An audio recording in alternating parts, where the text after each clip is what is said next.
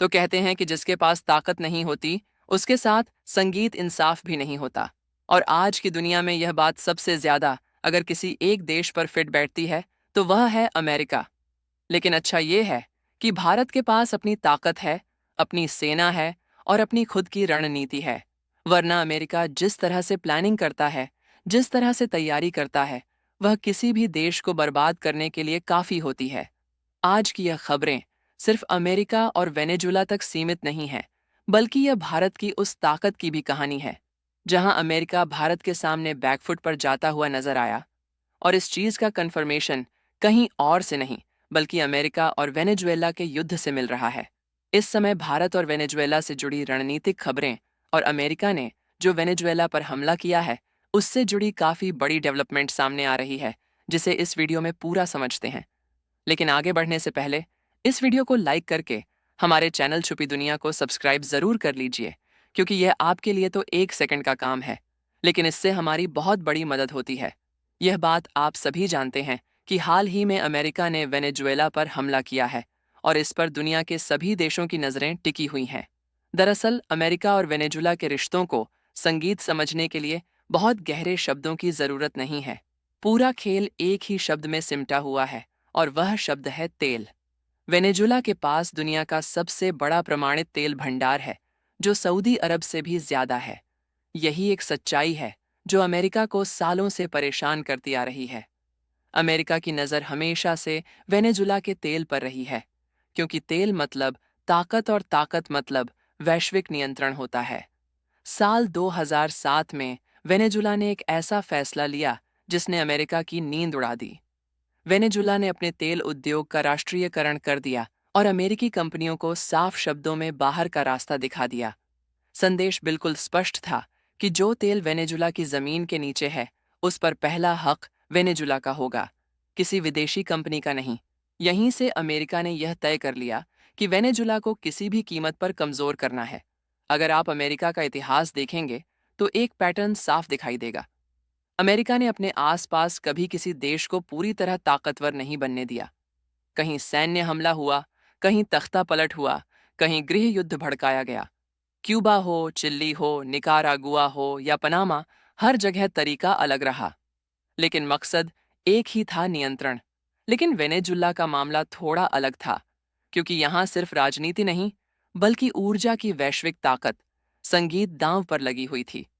अब जरा कल्पना कीजिए कि अमेरिका के बिल्कुल पड़ोस में एक ऐसा देश हो जिसके पास दुनिया का सबसे बड़ा तेल भंडार हो, और वह देश अपने तेल संगीत का स्वतंत्र रूप से व्यापार करने लगे। ऐसा देश अमेरिका के लिए सीधा खतरा बन जाता है। वेनेजुएला अगर पूरी तरह सफल होता, तो वह एक सुपर एनर्जी पावर बन सकता था, और अमेरिका ऐसा कभी होने नहीं देना चाहता।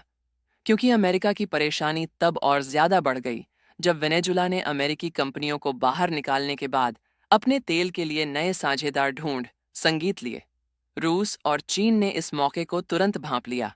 वेनेजुएला ने अपने तेल का बड़ा हिस्सा रूस और चीन के जरिए बेचना शुरू कर दिया। इसका मतलब साफ था कि अमेरिका के ठीक पड़ोस में अब रूस और चीन समर्थित एक ताकतवर तेल राष्ट्र खड़ा हो रहा था। अमेरिका के लिए यह सिर्फ आर्थिक चुनौती नहीं थी, बल्कि सीधी रणनीतिक चुनौती थी। इसके बाद अमेरिका ने वही किया जो वह दशकों से करता आया है। पहले आर्थिक प्रतिबंध लगाए, जिसमें वेनेजुएला के बैंकिंग सिस्टम को अंतरराष्ट्रीय सिस्टम से काट दिया गया और तेल एक्सपोर्ट पर रोक संगीत लगा दी गई। यही नहीं, बल्कि डॉलर में लेन देन लगभग असंभव बना दिया गया। फिर उसके बाद आरोपों का दौर शुरू हुआ। ड्रग्स तस्करी के आरोप, मानवाधिकार उल्लंघन के आरोप और लोकतंत्र बचाने के नाम पर बयानबाजी। संगीत। लेकिन सच्चाई यही थी कि इन सब के पीछे असली वजह सिर्फ तेल था। जब आर्थिक दबाव से भी बात नहीं बनी, तो अगला कदम था अस्थिरता पैदा करना। वेनेजुएला के अंदर विरोध प्रदर्शन भड़काने की कोशिशें हुईं, क्योंकि सरकार विरोधी नेताओं को अंतर्राष्ट्रीय समर्थन मिला और उसके पीछे हाथ सिर्फ अमेरिका का था। इसी कारण तख्ता पलट की कोशिशें सामने आईं। यहां तक कि खुले तौर पर समानांतर सरकार को मान्यता वश देने की बात भी हुई। ये वही पुराना अमेरिकी मॉडल है, जहां सीधा हमला संभव नहीं होता, वहां अंदर से देश संगीत को तोड़ने की कोशिश की जाती है। अब इसी पैटर्न को अगर आप दुनिया के दूसरे हिस्सों में देखेंगे, तो तस्वीर और साफ हो जाती है।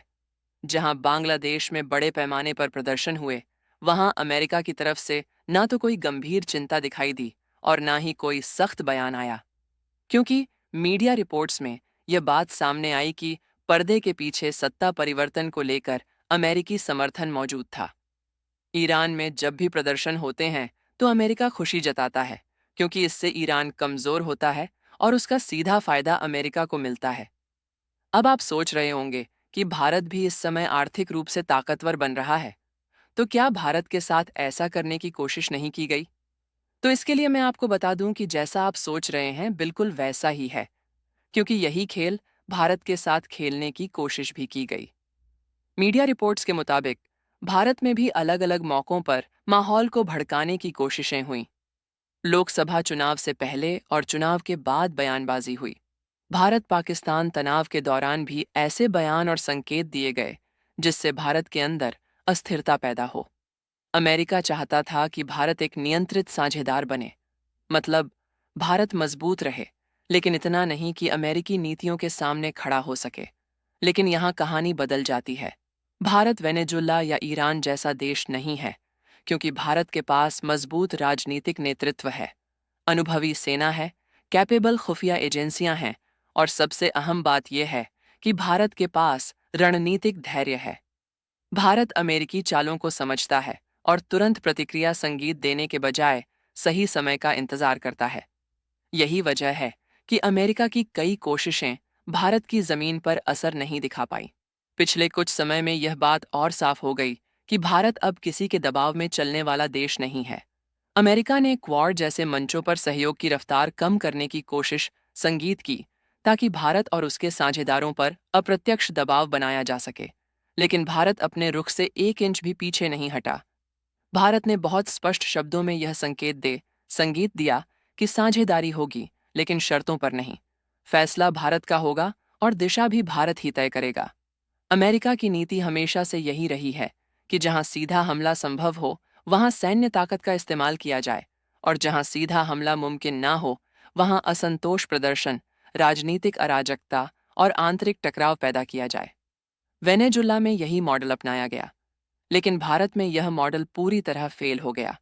भारत की संस्थाएं मजबूत हैं, समाज की समझ गरी है, और सेना तथा सरकार हालात को भांपने में कैपेबल हैं। यही वजह है कि आज कई रणनीतिक विश्लेषक यह कह रहे हैं कि भारत ने अमेरिकी रणनीति को प्रभावी रूप से निष्क्रिय कर दिया है।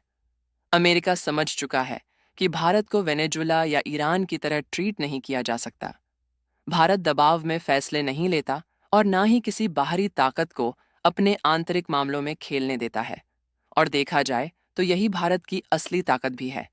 अगर भारत आज कमजोर होता तो हालात बिल्कुल अलग होते। तब भारत भी किसी न किसी बहाने अंतर्राष्ट्रीय प्रयोगशाला बना दिया गया होता, कभी मानवाधिकार के नाम पर, कभी लोकतंत्र के नाम पर, और कभी किसी क्षेत्रीय संघर्ष के नाम पर। लेकिन भारत की ताकत, उसकी तैयारी और उसका धैर्य इन सभी कोशिशों के सामने दीवार बनकर खड़ा रहा। वेनेजुला पर हमला सिर्फ एक देश पर हमला नहीं है, बल्कि यह उन सभी देशों के लिए चेतावनी है जो अमेरिकी नीतियों से अलग रास्ता चुनना चाहते हैं।